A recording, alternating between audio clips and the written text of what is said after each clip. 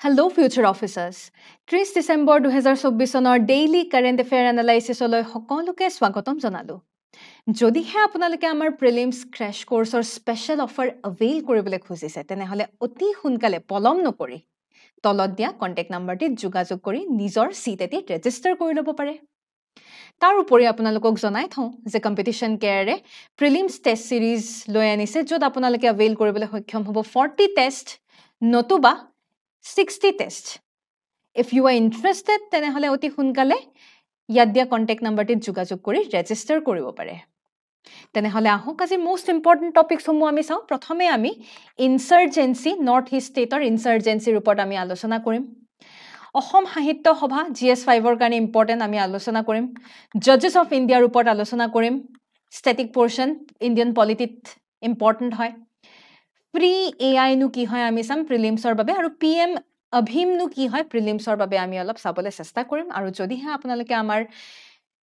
Telegram channel access কৰিব খুজে তেনেহলে তলত দিয়া ডেসক্ৰিপচন লিংক ক্লিক কৰি ল'ব পাৰে তেনেহলে আহক ইনসাৰ্জেন্সি নৰ্থ ইষ্টাৰ্ণ ষ্টেটছ কি কাৰণে কথাটো আহিছে ৰিপৰ্ট অনুসৰি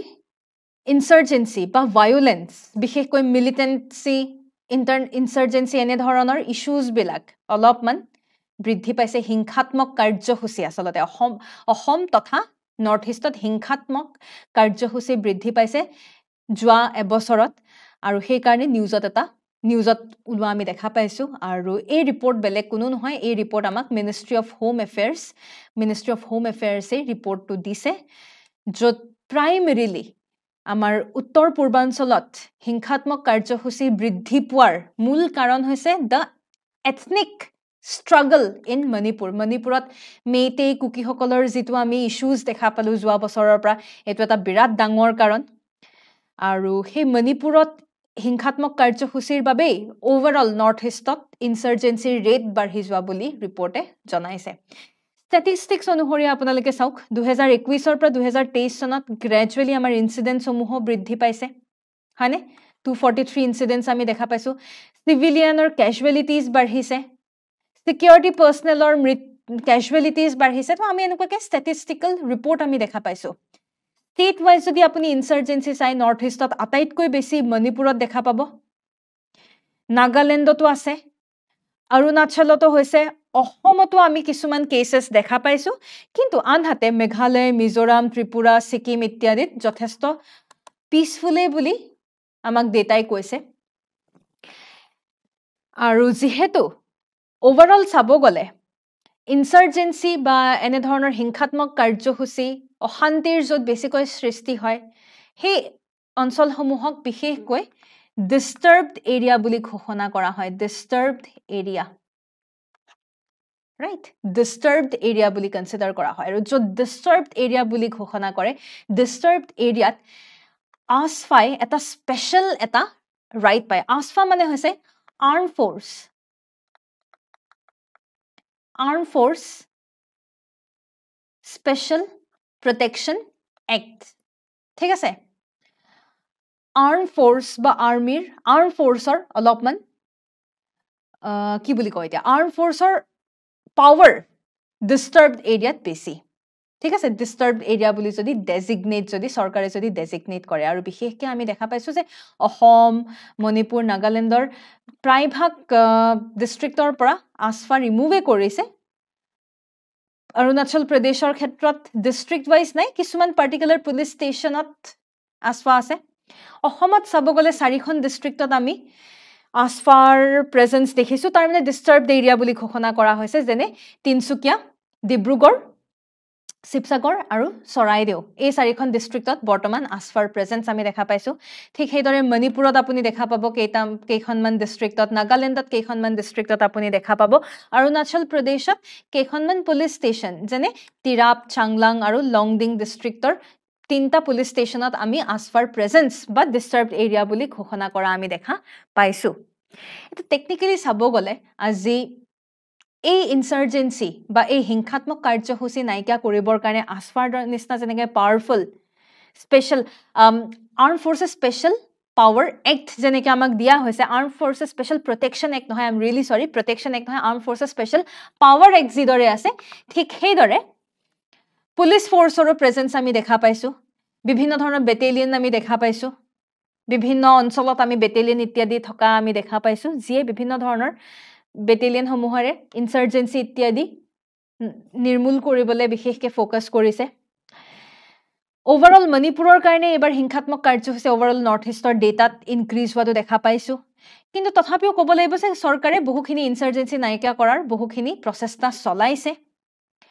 আৰু স্পেশালি আসফা হক বা পুলিচ ফোৰ্স বা অন্যান্য প্যাৰামিলিটাৰীও বহুখিনি সহায় কৰিছে ইনসাৰ্জেন্সি ৰোধ কৰাত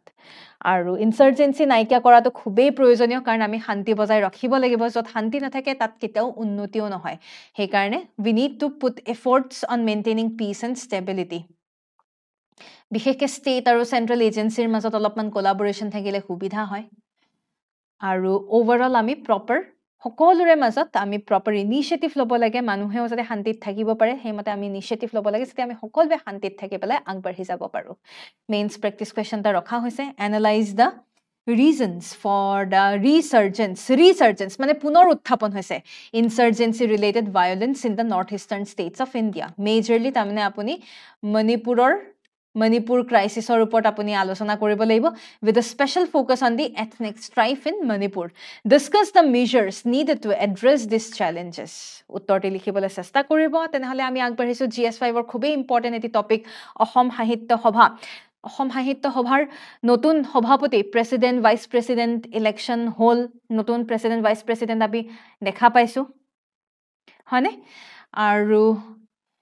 এপেক্স লিটাৰেৰী বডি সাহিত্যৰ চৰ্চাৰ ক্ষেত্ৰত চাব গলে আটাইতকৈ গুৰুত্বপূৰ্ণ বুলি আমি অসম সাহিত্য সভাক ক'ব লাগিব বিশেষকে অসমীয়া সাহিত্য অসমীয়া কলা সংস্কৃতিক কিদৰে আগবঢ়াই নিব পৰা যায় অসম সাহিত্য সভাই হেয়াই প্ৰচেষ্টা চলাইছে এতিয়া আপোনালোকে মোক কমেন্ট সেকশনত জনাব লাগে অসম সাহিত্য সভাৰ প্ৰতিষ্ঠা কোন চনত হৈছিল in which year Assam Sahitya সভা was established আৰু প্ৰথম প্ৰথমখন মিটিং ক'ত হৈছিল আপোনালোকে মোক কমেন্ট সেকশনত জনাবলে নাপাহৰিব ইলেকশনৰ ৰিজাল্ট যদি চাও বৰ্তমান নতুন সভাপতিৰ নাম হৈছে ডক্টৰ বসন্ত কুমাৰ গোস্বামী তেখেত নতুন সভাপতি বা প্ৰেসিডেন্ট হিচাপে তেখেতক ইলেক্ট কৰা হৈছে ভাইস প্ৰেসিডেন্ট হিচাপে পদুম ৰাজখোৱা ডাঙৰীয়াক ইলেক্ট কৰা হৈছে সেক্ৰেটাৰী হিচাপে দেৱজিৎ বৰা ডাঙৰীয়াক ইলেক্ট কৰা হৈছে আৰু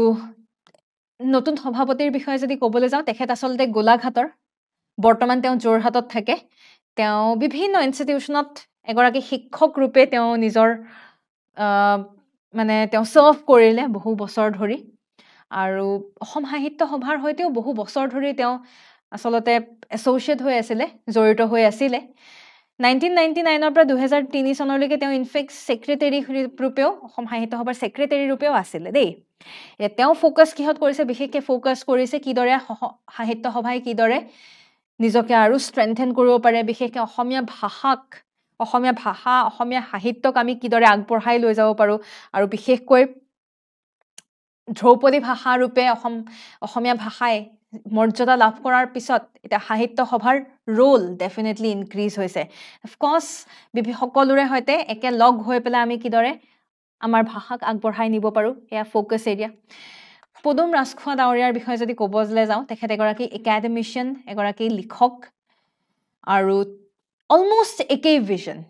কিদৰে অসম সাহিত্য সভাৰ পুনৰ আমি গ্লোৰি উভতাই আনিব পাৰো সকলোকে সাহিত্য সভাৰ দুৱাৰ যাতে সকলোৰে বাবে খোলা থাকে হেয়া তেওঁ ফোকাস কৰিছে আগন্তুক সময়ত ইম্পৰ্টেন্ট ইনিশিয়েটিভস যি আমাৰ ভাষা সাহিত্যক সহকী কৰিব তাৰ বাবে ইম্পৰ্টেন্ট ইনিশিয়েটিভস লোৱা হ'ব তো ওভাৰঅল হেয়াই হৈছে আমাৰ অসম সাহিত্য সভাৰ ফিউচাৰ গোল অসমীয়া সাহিত্য গ্লোবেল প্লেটফৰ্মত আমি আগবঢ়াই নিব লাগিব সকলোৰে এংগেজমেন্ট কমিউনিটি এংগেজমেন্ট আমি বৃদ্ধি কৰিব লাগিব নতুন কিতাপ জাৰ্নেল ইত্যাদি আমি আনিব লাগিব প্ৰকাশ কৰিব লাগিব বিভিন্ন ধৰণৰ ইভেন্ট ইত্যাদি কালচাৰেল ইভেন্ট হওক লিটাৰেৰী ইভেন্ট ইত্যাদি আমি অৰ্গানাইজ কৰিব লাগিব ইয়াকে কৈ পেলাই আপোনালোকৰ বাবে মেইনছ প্ৰেক্টিছ কুৱেশ্যন এটা ৰখা হৈছে examine the historical and cultural significance of Asom Sahitya Sabha in preserving the linguistic and literary heritage of Assam how can literary bodies contribute to fostering regional identity and cultural unity in India উত্তৰটি লিখিবলৈ চেষ্টা কৰিব next আমি আগবাঢ়িছোঁ জাজেছ অফ ইণ্ডিয়া ইণ্ডিয়ান পলিটিৰ কাৰণে খুবেই প্ৰয়োজনীয় জাষ্টিছ শেখৰ কুমাৰ যাদৱ এলাহাবাদ হাইকোৰ্টৰ জাজ তেখেতৰ কমেণ্ট এটাৰ বাবে খুব বিতৰ্কৰ সৃষ্টি হ'ল যদি আমি জাজেছ অফ ইণ্ডিয়াৰ বিষয়ে যদি চাওঁ তেতিয়াহ'লে আৰ্টিকল 124 কি কয় আৰ্টিকল 124 কয় যে সুপ্ৰিম কোৰ্টৰ জাজক এপইণ্টমেণ্ট কোনে দিব প্ৰেচিডেণ্টৰ দ্বাৰা সুপ্ৰিম কোৰ্টৰ জাজেছ এপইণ্ট কৰা হয় অফক'ৰ্ছ কনচাল্ট কৰিব লাগিব কাৰ সৈতে সুপ্ৰিম কোৰ্টৰ অন্য জাজ আৰু হাইকোৰ্টৰ জাজৰ সৈতে কনচাল্ট কৰি পেলাই সুপ্ৰিম কোৰ্টৰ জাজ এপইণ্ট কৰা হয় বিশেষকৈ CJI চিফ জাষ্টিছ অফ ইণ্ডিয়াক কনচাল্ট কৰিবই লাগিব যদি অন্য জাজৰ এপইণ্টমেণ্টৰ কথা আহে খালি তেওঁৰ নিজৰ এগৰাকী নতুন CJIৰ ক্ষেত্ৰত অলপমান কথা বেলেগ হৈ যায় আৰ্টিকল 217 হাইকোৰ্ট জাজৰ এপইণ্টমেণ্টৰ কথা কৈছে সেয়াও প্ৰেচিডেণ্টৰ দ্বাৰাই কৰা হয় বিশেষকৈ chief justice of India CJI আৰু গভৰ্ণৰৰ কনচাল্টেশ্যন প্ৰয়োজনীয় কোৱালিফিকেশ্যন হিচাপে চাব গ'লে তেওঁ নাগৰিক হ'ব লাগিব ভাৰতীয় নাগৰিকত্ব ভাৰতৰ নাগৰিক তেওঁ হ'ব লাগিব তাৰ পিছত কমেও হাইকোৰ্টত এটলিষ্ট 5 বছৰ বা তেনে ধৰণৰ কোৰ্টত 5 বছৰ ধৰি তেওঁ জাজ হিচাপে সাৰ্ভ কৰিব লাগিব বা 5 বছৰ হিচাপে জাজ হিচাপে সাৰ্ভ কৰিব লাগিব আৰু নহলে এডভোকেট হিচাপে কমেও 10 বছৰ তেওঁ সাৰ্ভ কৰিব লাগিব if that person has to be a জাজ of Supreme Court of India বা এগৰাকী ডিষ্টিংগুইশ্ড জুৰিষ্ট হ'ব লাগিব যদি প্ৰেচিডেণ্টে তেওঁক ডিষ্টিংগুইশ্ড জুৰিষ্ট বুলি কনসিডাৰ কৰে তেতিয়াও he is eligible to become a supreme court জাজ টেনিয়ৰ আৰু ৰেজিগনেশ্যনৰ কথা ক'ব গ'লে কোনো মিনিমাম এজ বুলিবলৈ নাই খালি এটা কথা 65 ইয়াৰ্ছৰলৈকে তেওঁলোকৰ টেনিয়ৰ কিমান দিন থাকিলে হয়তো এমাহ হ'ব পাৰে হয়তো এবছৰ হ'ব পাৰে মুঠৰ পৰা কোনো পাৰ্টিকুলাৰ টেনিয়ৰ বুলিবলৈ নাই মুঠৰ পৰা 65 বছৰ হ'লে ৰিজাইন দিব লাগিব ৰেজিগনেশ্যন তেওঁলোকে প্ৰেচিডেণ্টকেই ছাবমিট কৰিব লাগে যিদৰে আমি জাজেছ এপইণ্টমেণ্টৰ কথা দেখিছোঁ ঠিক সেইদৰে জাজেছ ৰিমুভো কৰিব পাৰে যাক আমি ইম্পিচমেণ্ট প্ৰচেছ বুলি ক'ব পাৰোঁ জাজেছ ইম্পিচ কৰিব পৰা যায় কিছুমান পাৰ্টিকুলাৰ কণ্ডিশ্যনত ইম্পিচমেণ্ট আমি দেখা পাওঁ যদিহে মিছবিহেভিয়াৰ যদি দেখা পোৱা গৈছে যদি তেওঁ কেপেবল নহয় ইনকেপাচিটি যদি আছে তেতিয়াও জাজেছ ৰিমুভ কৰে আৰু জাজেছ ৰিমুভ কৰা এই যি প্ৰক্ৰিয়া ইমান সহজ নহয় এই প্ৰক্ৰিয়া আচলতে পাৰ্লিয়ামেণ্টত এই প্ৰক্ৰিয়াটো উত্থাপন হয় লোকসভাত কমেও 100 গৰাকী মেম্বাৰে ইম্পিচমেণ্ট প্ৰচেছৰ মোশ্যন আনিব লাগিব নতুবা ৰাজ্যসভাত কমেও 50 গৰাকী মেম্বাৰে ইম্পিচমেণ্টৰ মোশ্যন আনিব লাগিব তেতিয়াহে ইম্পিচমেণ্টৰ প্ৰক্ৰিয়া আৰম্ভণি দেখা পোৱা যায় আৰু তাৰ পিছত সেই মোশ্যন যদি আহে যদি লোকসভা তেনেহলে স্পিকাৰলৈকে যায় যদি ৰাজ্যসভা তেতিয়াহলে চেয়াৰমেনৰলৈকে যোৱা আমি দেখা পাওঁ সেই মোশ্যন তাৰ পিছত তিনিজনীয়া এখন কমিটিয়ে সেই মোশ্যন ইনভেষ্টিগেট কৰে আৰু যদিহে হসাকৈ কমিটিখনে যদি তেওঁক যদি গিল্টি বা দেখা পাইছে যে নহয় ইম্পিচমেণ্ট কৰাটো প্ৰয়োজনীয় তেখেতক ৰিমুভ কৰাটো প্ৰয়োজনীয় তেতিয়াহলে সেই ৰিপৰ্ট ফাইনালি পাৰ্লিয়ামেণ্টক পঠিওৱা হয় আৰু তাৰ পিছত সেই হেতিয়া হোৱা নাই তাৰ পিছত আকৌ পাৰ্লিয়ামেণ্টত দুয়োটা হাউচত স্পেশাল মেজৰিটিৰ মাধ্যমেৰে স্পেশাল মেজৰিটি বুলি ক'লে মেজৰিটি অফ টোটাল মেম্বাৰশ্বিপটো থাকিবই লাগিব 50%ৰ ওপৰ ভোটটো লাগিবই টোটাল মেম্বাৰশ্বিপৰ তাৰোপৰি সেই পাৰ্টিকুলাৰ দিন যিদিনাখন ইম্পিচমেণ্ট প্ৰচেছ উত্থাপন হ'ব সেই পাৰ্টিকুলাৰ দিনটোত 2/3 3/2 ভোট দিব লাগিব ইন ফেভাৰ অফ ইম্পিচমেণ্ট তেতিয়াহে ইম্পিচমেণ্ট প্ৰচেছ আগবাঢ়িব আৰু জাজেছ এপইণ্টমেণ্টৰ ক্ষেত্ৰত কলেজিয়াম চিষ্টেম আমি গম পাওঁ কলেজিয়াম চিষ্টেমত আমি প্ৰথম ফাৰ্ষ্ট জাজেছ কেছৰ কথা যদি কওঁ সেই সময়ত ফাৰ্ষ্ট জাজেছ কেছ অনুসৰি আজি যেনেকে প্ৰেচিডেণ্টে সুপ্ৰিম কোৰ্টৰ জাজৰ মতামত লৈ পেলাই কনচাল্ট কৰি পেলাই জাজ এপইণ্ট কৰা আমি দেখা পাওঁ ফাৰ্ষ্ট জাজেছ কেছে কৈছিলে যে সুপ্ৰিম কোৰ্টৰ জাজৰ মতামত বা CJIৰ মতামত লোৱা মানে এয়া নহয় যে CJI যি কৈছে সেয়া শুনিবই লাগিব just advice just a view just আ সাজেশ্যন বুলি কৈছিলে ফাৰ্ষ্ট জাজেছ কেছ কিন্তু সেকেন্ড জাজেছ কেছে আকৌ কথাটো অলপমান চেঞ্জ কৰিলে তেওঁলোকে মানে ৰিভিউ কৰিলে ক'লে যে নহয় মতামত মানে খালি সাজেশন বা এডভাইস নহয় চিফ জাস্টিস অফ ইণ্ডিয়াই যি মতামত মত প্ৰকাশ কৰিব হেয়া প্ৰেসিডেন্টে শুনিবই লাগিব হেতু that is necessary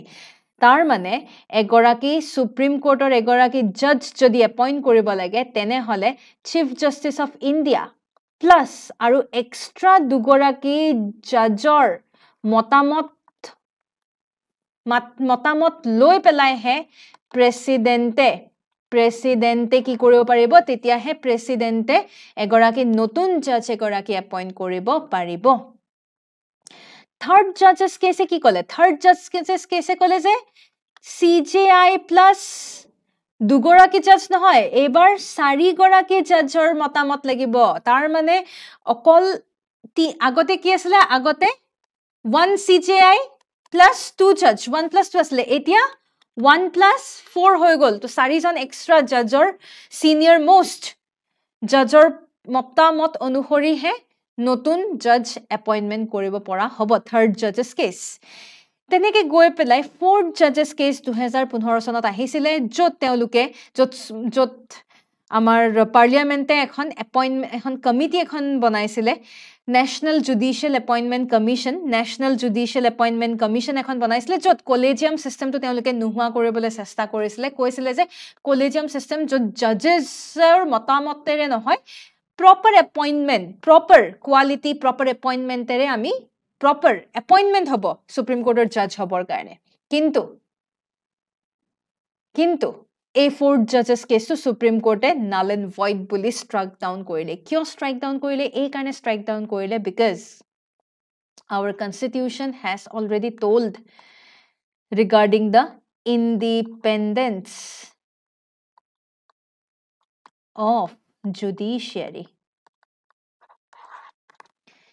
Independence of judiciary is a basic structure of our constitution. মনত ৰাখিব আমাৰ সংবিধানৰ এটি basic structure. আৰু যদি যত appointmentsৰ মাধ্যমেৰে judiciary independence ভংগ হোৱাৰ সম্ভাৱনা বাৰুকৈ বৃদ্ধি পায় আৰু সেই কাৰণে fourth judges case Supreme Court strike down কৰিছে নহয় collegium system should be restored back. এইবোৰ সেই সময়ত খুব যুদ্ধ বিগ্ৰহ চলি আছিল আৰু আপোনালোকৰ বাবে মেইনছ প্ৰেক্টিস কোৱেশ্চন তা লৈ আনা হৈছে মেইনছ প্ৰেক্টিস কোৱেশ্চনত আপোনালোকে দেখা পাব explain the concept and procedure of impeachment of জাজেছ of the Supreme Court and High Court in India cite instances where such proceedings were initiated যদি আপোনালোকে মেইন স্পেসিফিক গাইডেন্স প্ৰগ্ৰামৰ বাবে আগ্ৰহী তেনেহলে অতি সোনকালে তলত দিয়া কন্টাক্ট নাম্বাৰটিত যোগাযোগ কৰিব পাৰে বা ইয়াত দিয়া QR কোডটি স্ক্যান কৰি আপোনালোকে স্পেশাল অফাৰটি অভেইল কৰি ল'ব পাৰে Prelims perspective আমি আহিছো free AI Reserve Bank of India RBI এখন কমিটি এখন বনাব যাক free AI বুলি কোৱা হ'ব সেই কমিটিখনৰ উদ্দেশ্য কি artificial intelligence কি দৰে ৰেসপন্সিবলি বা এথিক্যালি ব্যৱহাৰ কৰিব পৰা যায় সেই লৈ পেলাই আলোচনা কৰা হ'ব হেয়াই হৈছে free AI 8 জনীয়া প্যানেল এখনে আলটিমেটলি এই কমিটি এখন 8 জনীয়া panel থাকিব এই কমিটিখনত পুষ্পক ভট্টাচাৰ্য IIT বোম্বেৰ প্ৰফেসৰে এই কমিটিখনত হেড হিচাপে থাকিব আৰু ঠিক সেইদৰে প্যানেলখনত আমি বিভিন্ন নীতি আয়োগৰ মানুহ ৰিপ্ৰেজেন্টেটিভ দেখা পাম HDFC bank IIT Madras ministry of electronics and information ল ফাৰ্ম ট্ৰাইলিগেল মাইক্ৰসফটৰ বিভিন্ন মানুহ ইয়াতে প্যানেলখনত থাকিব বিশেষকৈ তেওঁলোকে এথিক্যালি কিদৰে আৰ্টিফিশিয়াল ইন্টেলিজেন্সক ব্যৱহাৰ কৰিব পাৰি ভাল কামত আমি কিদৰে ব্যৱহাৰ কৰিব পাৰো ফাইনান্সিয়াল সাৰ্ভিসত আমি কিদৰে ব্যৱহাৰ কৰিব পাৰো ফিনটেক ডিপাৰ্টমেন্ট অফ AI আমাক কেনেকৈ সাপোৰ্ট কৰিব পাৰে ইয়াৰ ওপৰত আলোচনা কৰা হ'ব প্ৰিলিমছ প্ৰেক্টিস কোৱেশ্চন টা ৰখা হৈছে free AI is an 8-member panel constituted by কাৰ ক্ষেত্ৰত উত্তৰটি নিশ্চয় গম পাইছে তেনেহলে আমাক জনাবলৈ নাপাহৰিব আৰু শেষত আমি দেখা পাইছো PM Abhim দিল্লী হাই কোৰ্টে Delhi Sarkar আৰু Union Ministry of Health and Family Welfareৰ মাজত এখন MOU এখন সাইন কৰিবলৈ অৰ্ডাৰ দিছে কিহৰ MOU আয়ুষ্মান ভাৰত ঠিক আছে Ayushman Bharat health infrastructure mission স্কিমৰ PM Abhim Ayushman Bharat health infrastructure মিশনক লৈ পেলাই MOU সাইন কৰিবৰ কাৰণে আদেশ দিয়া হৈছে অৰ্ডাৰ দিয়া হৈছে তো আমি নিশ্চয় আয়ুষ্মান ভাৰতৰ বিষয়ে ইতিমধ্যে বহুবাৰ আমি আলোচনা কৰিছো গম পাও it's a সেন্ট্ৰালি sponsored scheme সেন্ট্ৰালি sponsored মানে সেন্ট্ৰাল গভৰ্নমেন্টৰ মেজৰ ফান্ডিং থাকিব স্পেশাল ষ্টেট সমূহৰ কাৰণে 90% ফান্ডিং সেন্ট্ৰাল গভৰ্নমেন্টৰ পৰাই আহে লাৰ্জেষ্ট প্যান ইণ্ডিয়া স্কিম বুলি ক'ব পাৰে আমাৰ হেল্থ কেয়াৰ ইনফ্ৰাষ্ট্ৰাকচাৰ হেল্থ ইম্প্ৰোভাইজেশ্যন কৰাৰ ক্ষেত্ৰত আমি পিএম অভিমে খুব এটা ডাঙৰ ইনিচিয়েটিভ খুব এটা গুৰুত্বপূৰ্ণ ইনিচিয়েটিভ লোৱা হিচাপে আমি দেখা পাইছো ইতিমধ্যে পিএম অভিমৰ আন্ডাৰত আমি হেল্থ কাৰ্ড বিলোৱা দেখা পাইছো হেল্থ কাৰ্ডছত আজি মানুহে প্ৰায় 5 লাখকৈ এমাউণ্ট পাবলৈ সক্ষম হ'ব if they are having some sort of আজি insurance or nisna technically health insurance or nisna আৰু ৰিসেন্টলি 70 বছৰৰ ওপৰৰ যি সকল ব্যক্তি তেওঁলোকৰ কাৰণে সকলোৰে কাৰণে ফ্ৰীতে PM Ayushman Bharat health infrastructure মিছনৰ আয়ুষ্মান কাৰ্ড হেল্থ কাৰ্ডৰ ব্যৱস্থা কৰা হৈছে তো পিএম অভিম ইজ ৰিয়েলি ভেৰি ইম্পৰ্টেণ্ট আপোনালোকৰ বাবে আৰু এটা প্ৰিলিমছ প্ৰেক্টিছ কুৱেশ্যন ৰাখিছো the Upper Siang hydro power project is located in which state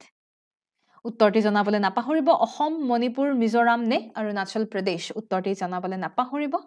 আৰু আমাৰ জুৱা খণ্ডৰ যি প্ৰিলিমছ প্ৰেক্টিছ কুৱেশ্যন তাৰে উত্তৰসমূহ আমি চাওঁ